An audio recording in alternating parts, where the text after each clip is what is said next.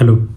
सो कुछ क्लाइंट्स का मुझे क्वेरी आया, मेरे कुछ फ्रेंड्स हैं उनका भी क्वेरी आया कि इतने सारे जीएसटी रिटर्न्स हैं, कौन सा रिटर्न्स कहाँ से जाता है, कौन सा डेटा कैसे जाता है, हमको समझ में नहीं आता। तो उनका ही रिक्वेस्ट था कि क्या इस पे मैं कुछ वीडियो बना सकता हूँ या फिर इस पे कुछ मैं बात कर सकता हूँ। तो सोचा चलो इस पे एक डिटेल्ड वाला वीडियो बना दे। तो मैंने थोड़ा जब स्टडी स्टार्ट किया इसका वीडियो के एंगल से, जब कंटेंट बनाना स्टार्ट किया तो मुझे पता चला कि there are around total 16 GST return which are relevant for the discussion.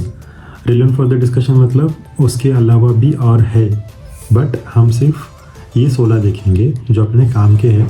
16 में से भी 7-8 मान लो एक्स्ट्रा ज़्यादा यूज़ होते हैं और बाकी जो है टाइम टू टाइम जब रिक्वायर्ड है तब उसका यूज़ होता है। सो फटाफट आगे बढ़ते हैं। अगर आप स्क्रीन पे देखोगे तो जब जो टैक्स पेयर का टाइप होता है, या टैक्स पेयर के टाइप में हम जीएसटी के रिटर्न्स को थोड़ा समझेंगे। तो क्या क्या टाइप्स होते हैं टैक्स पेयर के। एक होता है रेगुलर टैक्स पेयर, जो ये मेजर कैटेगरी है जीएसटी में। रेगुलर टैक्स पेयर मतलब जो नॉर्मल बिजनेस कर रहा है, जो कंपोजिशन स्कीम में नहीं है। तो सेकंड आता है कंपोजिशन में। तो कंपोजिशन क्या है, इसका लिमिट क्या है, इसका बेनिफिट क्या है, इसका ड्रॉबैक क्या है, इसके लिए एक अलग वीडियो हम बना सकते हैं, वो कभी बनाएंगे उस पर। देन थर्ड होता है कैजुअल टैक्सेशन टैक्सेबल पर्सन। इसको मैं शॉर्ट में सीटी पे लिखता हूँ, कैजुअल टैक्सेबल पर्सन। ये क्या है डिस्कस करेंगे इस पर। एंड लास्ट होता है एनआरआई, जो बाहर बैठ के इंडिया में बिजनेस कर रहे हैं उनके लिए। तो टोटल इस टाइप के 4 जीएसटी के हम कैटेगरीज बना सकते हैं रजिस्ट्रेशंस के। तो रेगुलर मतलब क्या, जो नॉर्मली ट्रेडिंग कर रहा है, बिजनेस कर रहा है, जीएसटी रिटर्न ले रहा है, जीएसटी लगा के बिल आगे दे रहा है और वो आगे वाला जीएसटी उसको क्लेम कर रहा है। तो जीएसटी कैसे क्लेम होता है, उसको आईटीसी जो बोलते हैं, इनपुट टैक्स रेट, उसको कैसे क्लेम करते हैं, इसमें मैंने एक अलग से एक डिटेल वीडियो बनाया है, जिसका लिंक अब मैं आपको डिस्क्रिप्शन बॉक्स में भी दे दूंगा और ऊपर आपको उसका एक नोटिफिकेशन का एक बेल आइकन भी दिख जाएगा, तो आप वहाँ पर उसको देख सकते हो। तो अब देखते हैं जो रेगुलर टैक्स पेयर होता है उसका बिजनेस पहले कैसे होता है, पहले वो समझेंगे। तो रेगुलर टैक्स पेयर क्या करता है कि मान लो उसने कुछ सेल किया। सेल किसको किया, मान लो एक मिस्टर अमित है, अमित को उसने सेल किया। ओके, कितने का सेल किया, फॉर एग्जांपल 100 रुपीज़ का गुड्स सेल किया। ओके, बट अब क्या हुआ, अमित ने उसमें का कुछ गुड्स वापस किया, से 20 रुपीज़ का जो था उसने रिटर्न किया हमको। क्यों रिटर्न किया, क्योंकि उनको लगता है कि इसका प्रोडक्ट का क्वालिटी ख़राब है, या I don't know for any what ever reason उसने ये गुड्स रिटर्न किया। तो जब सेल करेंगे तो इसको तो हम सेल बोल के इसका एंट्री करेंगे। ओके, अकाउंटिंग के लैंग्वेज में अगर देखें तो अमित हमारा डेटर है, अमित से हमको पैसा आना बाकी है। बट अगर हम इसको देखेंगे कि जब इसने गुड्स रिटर्न किया तो दैट डेटर ने जब वापस दिया तो हम उसको इशू करेंगे क्रेडिट नोट। इसको कहते हैं क्रेडिट नोट। सो अगर आपको थोड़ा बहुत भी अकाउंटिंग समझ में आता है तो मैं यहाँ पे लिखता हूँ अमित का लेजर होगा ऐसा, और अमित के डेबिट साइड को हम सेल का 100 रुपीज़ का एंट्री करेंगे, क्योंकि हमको उससे आना है, डेबिट साइड इज रिसीवेबल। अब थोड़ा टेक्निकल हो सकता है तो आप इसको इस पार्ट को इग्नोर कर सकते हो। अमित ने 20 का गुड्स वापस किया तो मैं इसके क्रेडिट में लिखूंगा 20, और तो माइनस मुझे सिर्फ 80 रुपीज़ अमित से रिसीवेबल है, तो हम इसके क्रेडिट में लिखते इसलिए क्रेडिट नोट। ओके, सो हम इसको क्रेडिट नोट इशू करेंगे अमित को इस केस में। ओके, अब क्या हुआ, इसका रिपोर्टिंग जीएसटी में जाएगा। ठीक है, वो कैसे जाएगा ये हम पूरा डिटेल में डिस्कस करेंगे अभी इमीडिएटली। तो जहाँ पे जीएसटी का एक टाइप का रिटर्न होता है जिसको हम कहते हैं GSTR1। GSTR1। सो GSTR1 क्या होता है, इसमें आपका सिर्फ सेल का डेटा लिखना है, आपको आपने क्या क्या गुड्स सेल किया। ओके, जैसे अभी के केस में हमने अमित को 100 रुपीज़ का सेल किया था, प्लस इसमें आपको क्रेडिट नोट भी देना है कि आपके वहाँ पे कितना गुड्स वापस आया, वो भी आपको लिखना है, क्रेडिट नोट इसमें देना है। ओके, सो अभी के केस में 20 रुपीज़ का क्रेडिट नोट हमने अमित को दिया था, राइट। और इसमें डेबिट नोट है, डेबिट नोट तो नहीं आएगा शायद, वो तो हम क्रेडिट परचेसर से लेंगे। तो ये 2 एंट्री हम GSTR1 में करेंगे और इसका हम रिटर्न फाइल करेंगे। जैसे GSTR1 में मैं फाइल करूँगा, for example sale to Amit में दिखा रहा हूँ और Amit is GST registered person, तो अमित के वहाँ पे एक रिपोर्ट जनरेट होगा। ठीक है, बेसिकली 2 रिपोर्ट जनरेट होंगे अमित के वहाँ पे। कौन से रिपोर्ट जनरेट होंगे, एक होगा GSTR2A एंड GSTR2B। जैसे मैंने 100 रुपीज़ का सेल दिया, सपोज करते हैं कि मेरे पास एक ही क्लाइंट है, अमित कस्टमर है, और अमित पास एक ही सप्लायर है, मैं खुद इब्राहिम। ओके, तो यहाँ पे एक GSTR2 या GSTR2B से 2 रिपोर्ट्स जनरेट होंगे। तो ये GSTR1 जो है इसका ड्यू डेट ऑफ फाइलिंग होता है 11th ऑफ नेक्स्ट मंथ। हर महीने के 11 को हमको इसको फाइल करना होता है, एवरी मंथ 11। ओके, अब क्या हो गया कि मैंने जब 11 को ये रिटर्न फाइल किया कि मैंने अमित को सेल दिखाया, 2 दिन का टाइम जीएसटी पोर्टल लेता है और ऑन 13th उसके जीएसटीआर 3B में दिखना स्टार्ट होता है। ओके, उसके जीएसटीआर 3B में दिखना स्टार्ट होता है। फॉर एग्जाम्पल ये पूरा ट्रांजैक्शन चल रहा है for the month of Feb, तो फेब का जो रिटर्न है मैं कब फाइल करूँगा, 11th ऑफ मार्च को फाइल करूँगा। ओके, मैं 11th ऑफ मार्च को जैसे फाइल करूँगा, 13th ऑफ मार्च को अमित के जीएसटीआर 3B में ये दिखना स्टार्ट हो जाएगा। ओके, अब क्या हो गया, ये रिटर्न मेरी तरफ से कुछ रीजन से लेट फाइल हो गया। लेट फाइल हो गया मतलब क्या हो गया, ये सपोज मैंने 12th ऑफ मार्च को फाइल किया, 12th ऑफ मार्च को, तो अब क्या होगा, ये 12th ऑफ मार्च को फाइल करने के बाद में अमित के पास ये मार्च मंथ के 2B में नहीं दिखेगा, ये अप्रैल के 2B में दिखेगा। ठीक है, ये अब क्या है मैं आपको समझाता हूँ, 2B का कंसेप्ट क्या और 2A का कंसेप्ट क्या। जीएसटीआर 1 तो पता चला आपको कि जीएसटीआर 1 में आपको आपका सेल और आपका परचेस सेल्स रिटर्न आपको रिकॉर्ड करना है।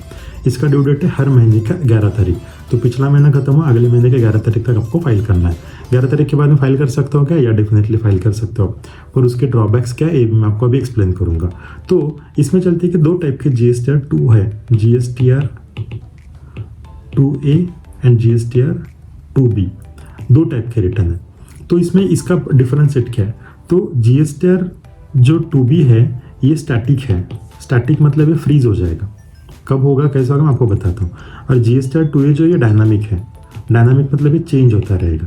ओके, अभी के केस में जब हम देखते हैं कि जब मैंने फरवरी का जब यहाँ पे सेल किया था अमित को, और मैंने रिटर्न 11 मार्च को फाइल किया, 11th ऑफ मार्च को मैंने फाइल किया, जब फाइल किया तो दोनों के जीएसटीआर 2A और जीएसटीआर 2B दोनों में 100 रुपीज़ दिखना स्टार्ट हो जाएगा। ठीक है, और प्लस ये -20 भी दिखेगा तो 80 दिखेगा, नेट -20 80 का ये दिखेगा for the month of March. Okay, अब क्या हो गया कि मैंने रिटर्न लेट फाइल किया, रिटर्न कब फाइल किया मैंने, for example 12th of March को फाइल किया। जब 12th ऑफ मार्च को मैं फाइल करूँगा तो ये मार्च के 2B में नहीं दिखेगा, तो ये अप्रैल के फेब के 2B में नहीं दिखेगा, ये मार्च के 2B में दिखेगा, मार्च का 2B। देखो फरवरी का सेल है, मार्च में फाइल किया, फेब के 2B में दिखेगा। ओके, अब 2B जो है ये स्टैटिक है, मतलब जो मैंने 11 तारीख को जो जितने एंट्रीज मैंने किए उतना ही 2B में दिखेगा, और 11 तारीख के बाद जो किया वो नेक्स्ट मंथ के 2B में दिखेगा। आपको समझ में आ रहा है? सो 2B इज स्टैटिक, ये चेंज नहीं होगा, ये फ्रीज हो जाएगा। 11 तारीख को जितना रिटर्न फाइल किया 13 तारीख को डिस्प्ले होना स्टार्ट हो जाएगा, और 13 तारीख को उतना फ्रोजन अमाउंट दिखेगा, उसके बाद का फाइल किया तो नेक्स्ट मंथ में दिखेगा। Got it? सो 2B में ये अमाउंट दिखेगा। जीएसटीआर 2A में क्या होता है, डायनामिक है, तो जब मैंने 12 मार्च को भी फाइल करूँ या मैं 12 अप्रैल को फाइल करूँ, स्टिल ये डेटा मेरे जीएसटीआर 2A में दिखेगा फेब के। ओके, क्योंकि जो उस पीरियड का डेटा है वो पूरा 2A में दिखेगा, आप फाइल कभी भी करो, और जो 11 के पहले फाइल किया वो उसी मंथ में दिखेगा, 11 के बाद फाइल किया वो नेक्स्ट मंथ में दिखेगा। ये जीएसटीआर 2B है। तो GSTR 2B is a static and GSTR 2A is a dynamic. तो इसको रेफरेंस कब लेते हैं, तो जब हम हर महीने का 3B रिटर्न फाइल करते हैं। अब ये रिटर्न क्या मैं आपको इमीडिएटली बताऊंगा इसके बाद में। तो हर महीने का 3B रिटर्न फाइल करते हैं, तो जितना डेटा आपके जीएसटीआर 2B में दिख रहा है आपको उतना ही आईटीसी क्लेम कर सकते हो। ओके, जितना 2B में दिख रहा है उतना आईटीसी आप क्लेम कर सकते हो, उससे ज़्यादा आप क्लेम नहीं कर सकते। ये मोटा मोटी एक रूल है, उसमें 5% 10% का एक रूल है, उसमें नहीं जाएंगे। ठीक है, पर जब हम एनुअल रिटर्न फाइल करेंगे जीएसटीआर 9 उस पर वापस आएंगे, तो जीएसटीआर 9 के टाइम पे हम जीएसटीआर 2A का रेफरेंस ले सकते हैं, क्योंकि मिस हुए हुए जो भी इन्वाइसेस है वो यहाँ पे दिख सकते हैं। Got it? सो अब फटाफट ऊपर चलते हैं। तो अभी हम यहाँ पे डिस्कस कर रहे थे अमित के केस में। अमित के केस में क्या हुआ था कि हमने फरवरी में अमित को 100 रुपीज़ का सेल किया था, और हमने 11th ऑफ मार्च को रिटर्न फाइल किया, तो वो इसके 2B में दिखेगा, फेब के 2B में दिखेगा। और अगर मैं 11th ऑफ मार्च के बाद में फाइल करता हूँ तो फेब के बाद अप्रैल के मई के जब भी हम फाइल करेंगे जो भी मंथ में 11 तारीख के पहले वहाँ पे दिखना स्टार्ट हो जाएगा। Getting my point? So GSTR 2A and GSTR 2B। तो इसको थोड़ा समराइज करते हैं फिर से। तो GSTR 1 is for what? GSTR 1 is for sale and credit note. जो भी हमने गुड्स सेल किया और जो भी हमने गुड्स उसको वापस दिया वहाँ पे जीएसटीआर 1 आएगा। ओके, एंड जीएसटीआर 2A कब आएगा? जीएसटीआर 2A ये एवरी मंथ का ITC दिखेगा जो डायनामिक रहेगा। GSTR 2B क्या करेगा, ये स्टैटिक रहेगा, इसमें भी ITC दिखेगा बट जो 11 के पहले फाइल करोगे। तो अगर आप बिजनेसमैन हो और आपने किसी से परचेस किया होगा तो आपको चेक करना है कि आपके 13 तारीख के बाद के 3B में कितने लोगों ने आपका सेल का, आपने जो परचेस किया वो वहाँ पे सेल रिपोर्टिंग की है। सपोज आपने 100 लोगों से बाय किया और उससे 80 लोगों ने 80 लोगों ने दिखाया, तो 20 लोगों का लिस्ट आपको अलग से निकालना पड़ेगा आपके अकाउंटिंग एंट्रीज में के 100 बिल्स और आपके GSTR 3B में के 80 बिल्स। जो 20 बिल्स है आप उसका ITC क्लेम नहीं कर पाओगे उस मंथ में, तो आपको उतना कम ITC क्लेम करना पड़ेगा। तो नॉर्मल प्रैक्टिस क्या है, मेरे क्लाइंट है जो डीमार्ट को सप्लाई करते हैं, तो डीमार्ट क्या करते हैं कि 11 तारीख के बाद जो वो चेक करते हैं कि जितना GST जमा हो गया, जितने अमाउंट का GST नहीं दिख रहा है, जितने बिल्स नहीं दिख रहे हैं, उतने अमाउंट को GST होल्ड करते हैं। वो बोलते हैं कि नेक्स्ट मंथ जब आप फाइल करोगे तब आपको उसका अमाउंट मिलेगा। क्योंकि इमेजिन करो कि आपके केस में जब हमने एग्जाम्पल लिया कि 20 इन्वाइसेस है और इमेजिन हर इन्वाइस में 1 लाख रुपये का GST है, तो 20 लाख रुपये को आपका ITC होल्ड हो जाएगा नेक्स्ट मंथ तक। और 1 महीने का अगर 20 लाख अगर आप नहीं क्लेम कर पा रहे हो तो उसका इंटरेस्ट बहुत ज़्यादा हो सकता है, right. So this is GSTR 1, GSTR 2A, GSTR 2B।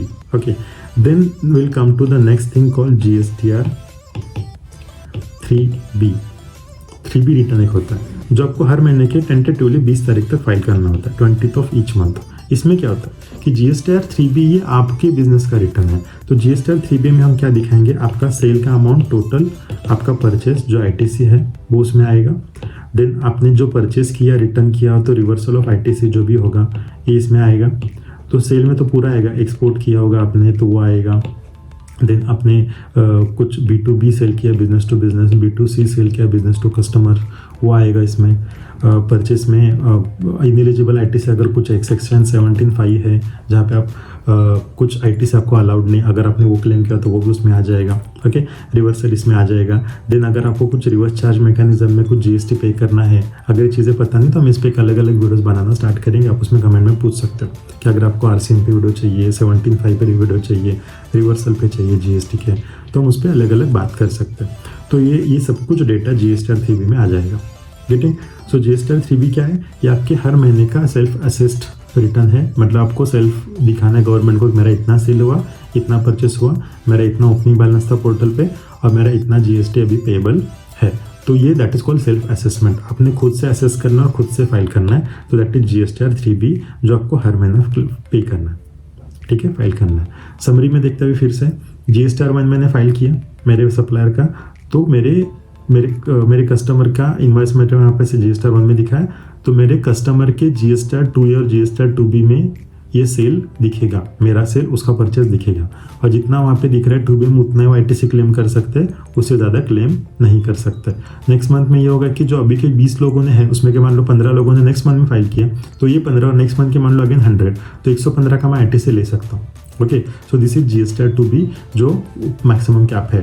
GSTR 3B क्या है कि हमारे बिजनेस का सेल परचेस का पूरा डेटा उसमें फाइल होगा, ठीक है। तो नॉर्मल टैक्स पेयर में अभी तक हमने देखे कि GSTR 1, 2A, 2B and 3B। तो अभी तक हम एज अ बिजनेसमैन कौन कौन से रिटर्न फाइल करें, GSTR 1 फाइल कर रहे हैं every month, okay, and GSTR 3B file कर रहे हैं एवरी मंथ, ओके। अब देखते हैं कि नेक्स्ट इसमें आता है GSTR 9।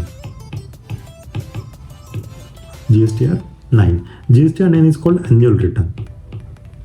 तो GSTR 9 में क्या होता है कि आपका GSTR 3B का पीरियोडिसिटी आइदर क्वार्टरली हो सकता है या आइदर मंथली हो सकता है, ओके।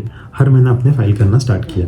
अब क्या कंसेप्ट है GST में कि मान लो monthly return, quarterly return 3B file करते वक्त कुछ अमाउंट मैंने गलती से टाइप किया या कुछ बिल्स मैंने लेना भूल गया, तो वो केस में आप रिटर्न रिवाइज नहीं कर सकते। तो एक तो 2 ऑप्शन है आपके पास। नेक्स्ट मंथ का आप जब रिटर्न फाइल करोगे तो उसमें वो करेक्शन दिखा दो।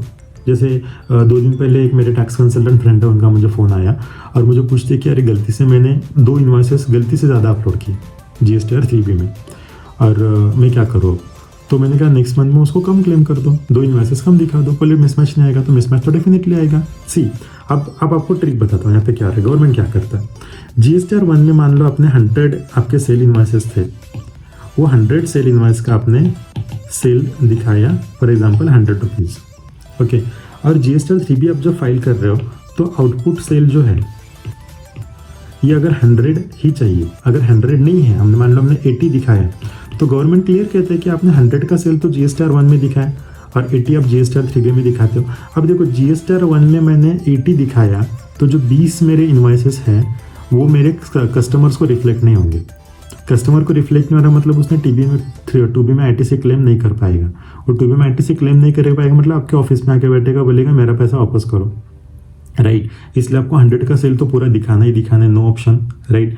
अब क्या होता है, बहुत बार मैंने देखा है कि लोगों ने ये कि टैक्स पे नहीं करना होता उनको, इसलिए 100 रुपीज़ का सेल GSTR 1 में दिखाएंगे और 80 रुपीज़ का सेल सिर्फ 3B में दिखाएंगे, तो 20 रुपये का टैक्स उनका बच गया उनके एंगल से। बट गवर्नमेंट क्या कर रहा है कि ये R1 GSTR 1 और GSTR 3B को रिकनसाइल कर रहे हैं, और रिकनसाइल करके चेक कर रहे हैं कि यहाँ पे अगर 100 है तो यहाँ पे भी 100 होना चाहिए। यहाँ पे अगर आप 80 कर रहे हो तो वो आपको डिफरेंस 20 रुपीज़ के लिए नोटिस भेजेंगे और पूछेंगे आपको कि हमने कहते कि आपने चोरी की है, बट हमको बता दो कि आपने ये डिफरेंस क्यों आ रहा है। अगर आप उसको प्रूव कर सकते हो तो गुड, अगर आप प्रूव नहीं कर सकते तो डिफरेंस अमाउंट पे आपको विद इंटरेस्ट पेनल्टी आपको पेमेंट करना पड़ेगा। इसलिए मेक श्योर आपका GSTR 1 का डेटा और GSTR 3B का data has to tally and has to match every time, ठीक है। तो ये एक ट्रिक है। देन GSTR 9 में क्या होता है, GSTR 9 is called annual return. Annual return मतलब आपको हर साल ये रिटर्न फाइल करना है। हमने पूरे, जैसा मान लो हमने मंथली GSTR 3B लिया तो मैंने 12 महीने के 12 GSTR 3B फाइल किए, इसका पूरा का कंसोलिडेशन मुझे अभी करना है, ओके। और ये कब करना है, आपका सितंबर का इसका ड्यू डेट होता है, तो ऑलरेडी आपका बैलेंस शीट्स फाइनल हो गया होगा। तो क्या होता है बहुत बार कि 31 मार्च के बाद कुछ एडजस्टमेंट्स होते हैं, तो हम एडजस्टमेंट के लिए थोड़ा सा सेल बढ़ाते, सेल कम करते, कुछ होता है, ये हर बिजनेस में होता है, that is legal, that there nothing wrong in to that. अब क्या हो गया कि मान लो मैंने पूरे GSTR 12 महीने के मिला के एक 10 लाख रुपए का सेल मैंने दिखाया था पूरे GSTR 1 में मंथली रिटर्न फाइलिंग में।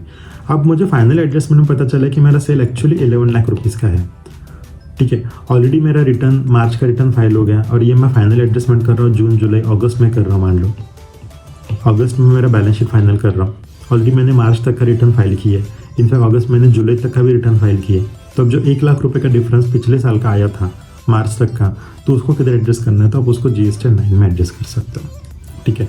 तो 1 लाख रुपए का सेल आप दिखाओ कि लास्ट ईयर में सपोज 23-24 मेरा चल रहा है, तो 23-24 तक मैंने 10 लाख का दिखाया सेल। अब मैं अगस्त 24 में बैठ के वर्किंग कर रहा हूँ कि 23-24 का सेल एक्चुअल 11 लाख चाहिए था, 1 लाख रुपए का मैंने कम दिखाया था। तो GSTR 9 जब आप फाइल करोगे तो GSTR 9 में आप वो 1 लाख रुपए का सेल दिखाएंगे, उस पर का जो भी GST होगा आप GST पे करेंगे। एक चलन है उसको बोलते हैं DRC चलन, DRC 03, आपको चलन के अंडर उसका पेमेंट DRC 03 के अंडर कर देंगे, ओके। ये सब कुछ चलन के नाम है, जब याद रहने के लिए उन्होंने किए, बट थोड़ा खिचड़ी है, आप इसको थोड़ा सा ये कर दो, ओके। सो ये हो गया आपका GSTR 9 कंसोलिडेटेड रिटर्न। यहाँ तक अगर आपको कुछ क्वेरी है आप कमेंट सेक्शन में पूछो, डेफिनेटली मैं वहाँ पे आपको आंसर दे दूंगा। सो नेक्स्ट रिटर्न आप देखेंगे दैट इज कॉल्ड GSTR 9। देखो हम इसको गवर्नमेंट GSTR 9 को GST रिटर्न कहता है, but that is called reconciliation statement. Reconciliation statement है ये, okay. So what is that reconciliation statement GSTR 9? तो GSTR 9 में ये होता है कि आपका बुक्स का टर्नओवर, जो मेरा फाइनल बुक हो गया, ये बुक का टर्नओवर और आपका रिटर्न फाइल जो किया था आपने 3B, ये 3B का टर्नओवर, इसका रिकंसिलिएशन इसमें होता है। और ये रिकंसिलिएशन में हमको ये देखना है कि अगेन जो अभी GSTR 9 में किया वही किया, तो अगर इसमें कुछ डिफरेंसेस है तो पे करना पड़ेगा, नहीं है तो उसको हम फाइनल कर देंगे, ओके। तो GSTR 9 में हम डिफरेंस पे कर रहे हैं और GSTR 9C में रिकंसिलिएशन हम उनको एक्सप्लेन कर रहे हैं। मोस्टली GSTR 9 एप्लीकेबल है जिनका टर्नओवर 5 करोड़ के ऊपर है, उनको, नीचे वालों को ऑप्शन नहीं है, मैंडेटरी नहीं है, आप उसको ऑप्शनल पे कर सकते हो, ऑप्शनल फाइल कर सकते हो, okay. And GSTR 9 if I am not mistaken 2 crore का टर्नओवर का लिमिट है, 2 करोड़ के ऊपर अगर आपका सेल है तो आप उसको रिटर्न फाइल कर सकते हैं। ये लिमिट चेंज होते रहता है, आज के दिन तो इसका 2 करोड़ का लिमिट है, okay. So that is GSTR 9 and GSTR 9C। तो अब तक हमने क्या देखा, GSTR 1, 2A, 2B, 3B, 9 and 9C। Total 6 return which has to file by the regular tax payer, okay. तो जैसा आप रिवीजन देखना है, GSTR 1 में मैंने सेल दिखाया, मेरे कस्टमर के 2A एंड 2B में दिखना स्टार्ट हो गया। फिर मैंने GSTR 3B में मेरा सेम सेल दिखाया जो GSTR 1 में दिखाया था, एडिशनल मैंने परचेस का डेटा लिखा, तो मुझे नेट टैक्स पेमेंट आया क्योंकि ऑलरेडी मैंने परचेस पे कुछ GST पे किया था जो मैंने ITC बोल के क्लेम करूंगा, और डिफरेंस अमाउंट में 3B में फाइल करूंगा हर मंथ। ऐसे ही चला, 12 महीने खत्म, ईयर एंड में अगर मेरा टर्नओवर 2 करोड़ से ऊपर है तो जीएसटी 9 फाइल करूंगा, नहीं है तो फाइल नहीं करूंगा, 12 महीने काम खत्म।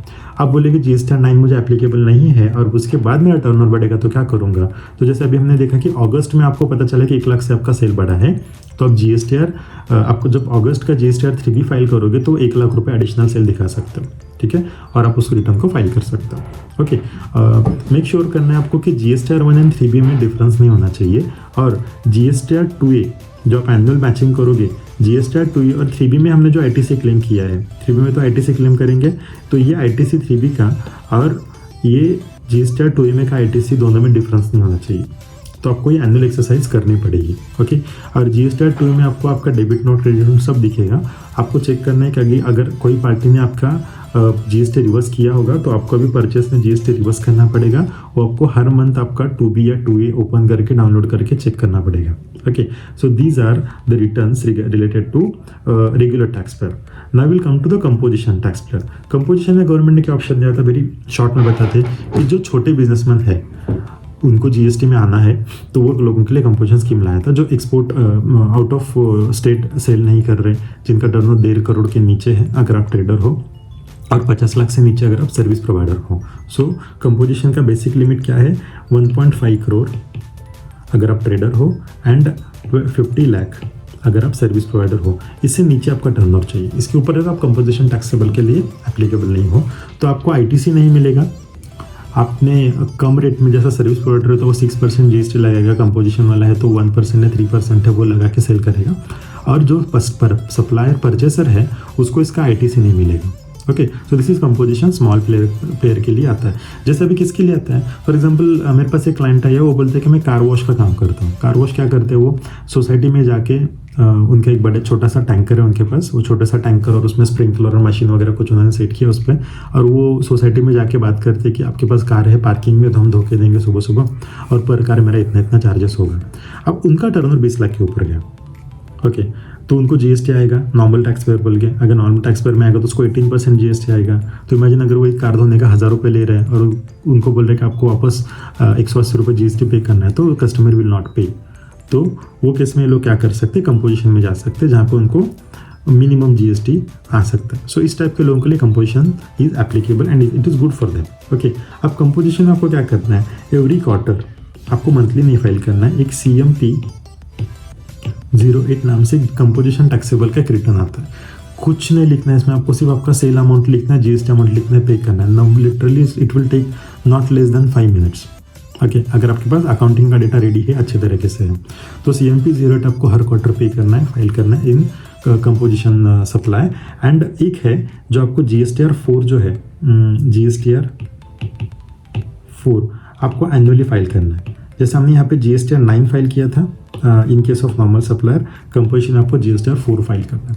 Okay, so that's it. Composition में इतना ही कंप्लायंस है, और कंपोजिशन क्या है कैसा है हम इसको फिर कभी अलग वीडियो में डिटेल डिस्कशन करेंगे। Okay, then next is casual taxable person.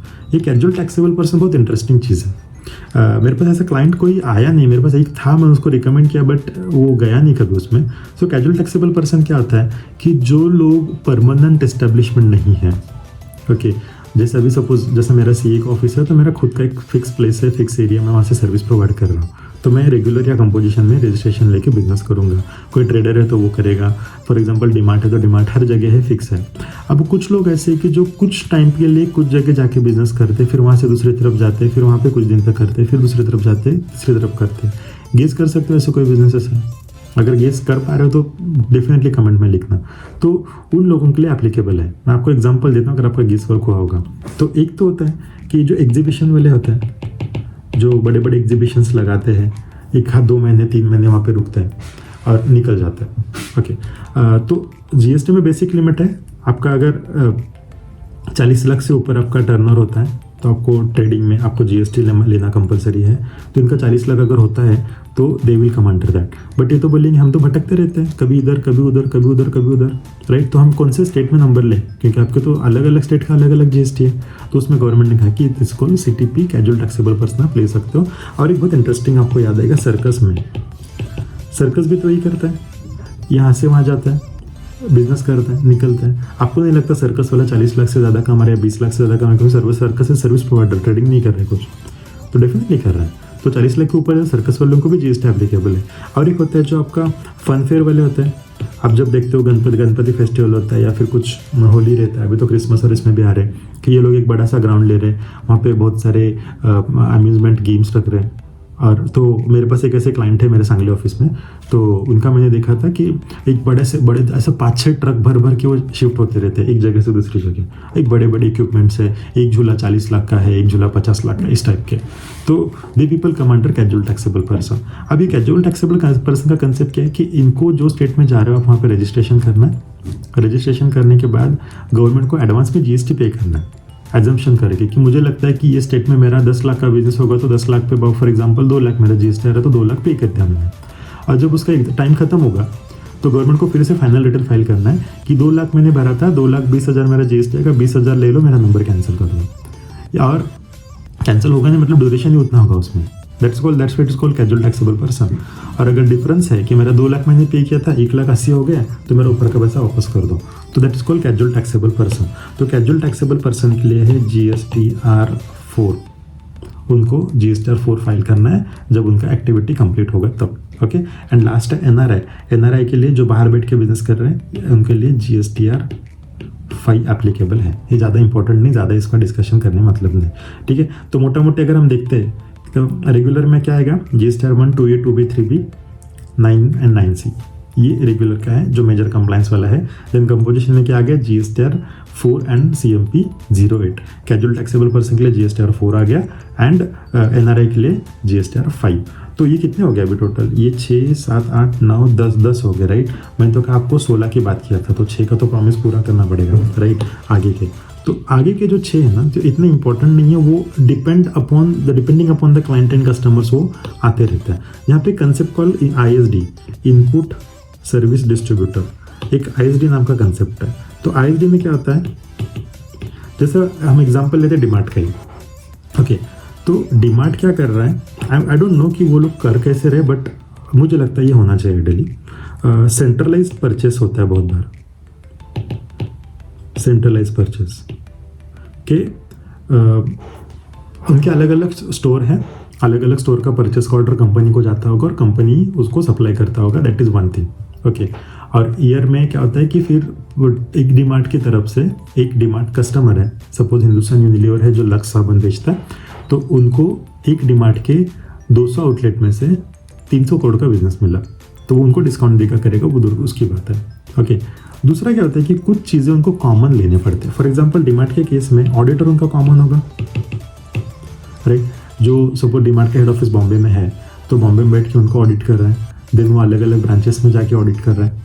Okay, suppose उनका third party stock verification auditor होगा जो जाके रैंडमली विजिट करेगा, कोई भी डीमार्ट में जाके वेरिफिकेशन करके आएगा। तो ये ऑडिटर मान ले 50 लाख रुपए का फी चार्ज कर रहे हैं, और 50 लाख पे 18% GST से 9 लाख रुपए का GST जा रहा है। ओके, तो अब क्या हो गया, तो ये 9 लाख रुपए का GST डीमार्ट हेड ऑफिस ने पे किया जो बॉम्बे में रजिस्टर्ड है, बट डीमार्ट के करीबन मान लो 10-15 स्टेट में बिजनेसेस है, बट ये कॉमन एक्सपेंसेस था 10-15 स्टेट के लिए, राइट। तो हेड ऑफिस को अगर 9 लाख का पूरा ITC क्लेम करेगा और सपोज हेड ऑफिस के पास एक्सेस ITC है, तो ये बैलेंस अटक के पड़ेगा। तो इसलिए कंसेप्ट क्या है कि इनपुट सर्विस डिस्ट्रीब्यूटर, कि एक कॉमन जगह पे आपने सर्विस लिया बट अलग अलग लोकेशन के लिए लिया, तो ये ISD क्या करेगा, इनपुट सर्विस डिस्ट्रीब्यूटर क्या करेगा, प्रोपोर्शन में ये इनपुट GST जो है वो डिस्ट्रीब्यूट करेगा सब लोकेशन में, दैट इज कॉल्ड ISD। तो ये ISD को GSTR6 फाइल करना पड़ता है एनुअली, तो that is GSTR6 for the ISD। Then एक कंसेप्ट है कि अगर आपने गवर्नमेंट कॉन्ट्रैक्ट लिया होगा तो गवर्नमेंट आपका GST का TDS कट करता है। इनकम टैक्स का जैसा TDS होता है वैसे GST का भी TDS होता है। तो गवर्नमेंट को क्या लगता है कि ये कॉन्ट्रैक्टर भाग जाएगा, उससे बेटर है कि इसका GST हम पे कर देंगे गवर्नमेंट को इसके बिहाफ में। Okay, so that is called GST TDS। Again a different topic, अलग वीडियो बना सकते हैं इस पे। इसके लिए इनको GSTR7 फाइल करना पड़ेगा। अगर आपने GST में TDS किया है और आपको रिटर्न फाइल करना है तो GSTR7 है। और ये TDS को अगर क्लेम करना है किसी को तो GSTR2X फाइल करेगा TDS क्लेम करने के लिए, GSTR2X। देखो कितने हो गए, 2 अभी 3 2 हो गए, 2A 2B and 2X। Okay, जो जीएसटी आया था गवर्नमेंट ने जो ओरिजिनल जीएसटी 2 प्रपोज किया तो अभी तक तो आया ही नहीं है, और आई डोंट थिंक सो कि हमारे लाइफ टाइम में तो कभी आ जाएगा।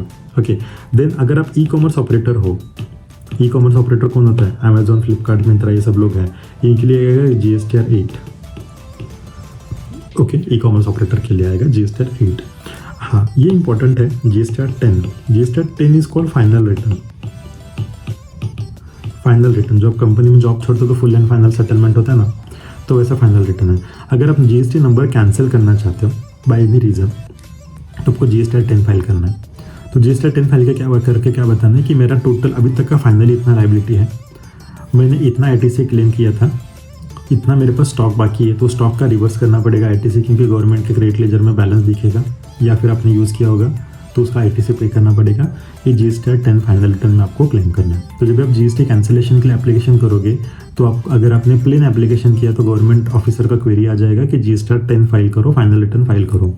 और आपने फाइनल रिटर्न नहीं फाइल किया तो अगेन एक क्वेरी भेजेंगे कि स्टॉक सर्टिफिकेट दे दो हमको, कि आपके पास कुछ स्टॉक बचा है नहीं बचा, उसका एक सर्टिफिकेट दे दो, right. So that is GSTR 10 final return. Then GSTR 11, ये जो है ये थोड़ा सा इंटरेस्टिंग कंसेप्ट है। फॉर एग्जांपल, इसको पहले समझते हैं कि रिटर्न किसको एप्लीकेबल है। आपने एक फ्लैट बुक किया एक बिल्डर के साइड पे, और बिल्डर ने आपसे 10 लाख रुपए ले लिए, उसमें मान लो 1 लाख रुपए का GST है। बिल्डर ने आपके ब्याह में 1 लाख रुपए का GST गवर्नमेंट को पे कर दिया। ओके, अब आप जाते हो 6 महीने के बाद और कहते हो कि मुझे बुकिंग कैंसिल करना है, कि मुझे कहीं और जाना है या मेरा प्लान कैंसिल होगा, XYZ रीज़न। ओके, अब क्या हो गया, बिल्डर ने कहा कि देखो GST तो मैंने गवर्नमेंट को पे किया हो तो मैं वापस नहीं ले सकता हूँ, तो मैंने आपके नंबर पे पे किया था, आपके नाम पे किया था, तो वो मैं रिफंड नहीं ले सकता गवर्नमेंट से, तो आपको मैं 9 लाख वापस दे दूंगा, 1 लाख का जो GST मैंने पे किया गवर्नमेंट को आप देख लो। अब आप गवर्नमेंट पर जाके रिफंड के लिए एप्लीकेशन कर सकते हो, बट आप तो बोलेंगे मेरा तो GST नंबर है ही नहीं, GST नंबर नहीं तो मैं कहाँ से क्लेम कर दूँ, मैं तो जॉब कर रहा हूँ, सैलरीड हूँ मैं। तो वो केस में you can take a unique identification number, और जिसके अंडर आप GST का रिफंड क्लेम कर सकते हो। ये एक केस था, ऐसे बहुत सारे केसेस है जहाँ पे आप रिफंड क्लेम कर सकते हो, राइट। तो ये हो गए कितने, 6 रिटर्न्स और ऊपर के 10 रिटर्न, तो मेरे 16 रिटर्न का प्रॉमिस मैंने पूरा किया, राइट। तो ये GST रिटर्न्स के फ्लो है, इसको समझो। और एक बार वीडियो का अगर कन्फ्यूजन है तो आप और एक बार सुनो, उसमें से भी कन्फ्यूजन तो कमेंट में लिखो, डेफिनेटली इस पर बात करेंगे। और अगर आपको और कुछ हेल्प चाहिए होगा तो मैं लास्ट में मेरा मेल ID भी कम इसमें वीडियो एडिटिंग में मैं एडिटर को बात करूंगा लिखने के लिए। और ये जो मैंने अभी चार्ट बनाया है, ये चार्ट का मैं एडिटर को ये बात करूँगा, इसका ये चार्ट एज इट इज़ एक अच्छे से, क्योंकि मेरा हैंड राइटिंग इंटरनेशनल है तो आपको अच्छा लगा ही होगा डेफिनेटली, ठीक है। तो डेफिनेटली अगर वीडियो अच्छे लगते तो आपके फ्रेंड्स को शेयर करिए और उनको भी बताइए कि आके देख लो, कुछ नया ज्ञान मिलेगा, नया सीखने मिलेगा। कौन सा टॉपिक चाहिए आपको, आप कमेंट में लिख दो, तो उसी पे मैं फिर से कुछ कंटेंट्स निकाल के वीडियो बनाना स्टार्ट कर दूंगा। Thank you so much for watching.